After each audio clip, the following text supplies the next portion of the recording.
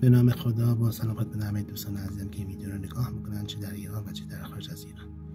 بودم در رابطه با برطرف کردن مشکلی از مواردی که برای در پیش میاد بخوام براتون صحبت کنم.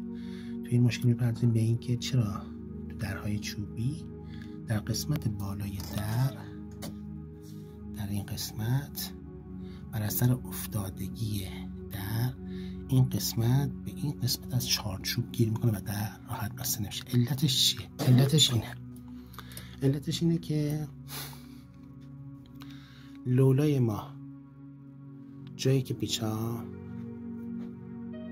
بسته میشن و قسمت چوبی در اینا جاشون گشاد میکنه. پیچا رو باز میکنیم، پیچا نهایتاً پیچای شاید مثلا 1 سانت و نیم 2 سانت باشن که بیشتر از این هم نیستن. پیچا رو باز میکنیم 3 تا یا 2 تا یا هر چند تا پیچ که لازم هست به 2 برابر قد خودشون سر جای اولشون میبندیم.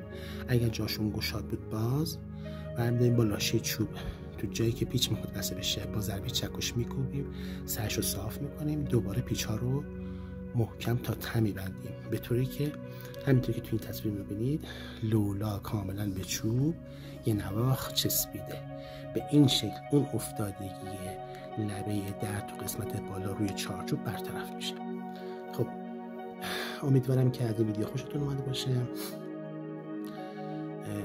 خوشحال میشم که کانال ما رو سابسکرایب کنید و عضو کانال ما بشید تا از ویدیوهای بعدی در رابطه با تعمیر مثلا موارد مختلف توی خونه آگاهی پیدا کنید. لایک فراموشتون نشه. ممنون، متشکرم از اینکه تا این تایم از ویدیو با ما همراه بودید. متشکرم و خدا نگهدارتون.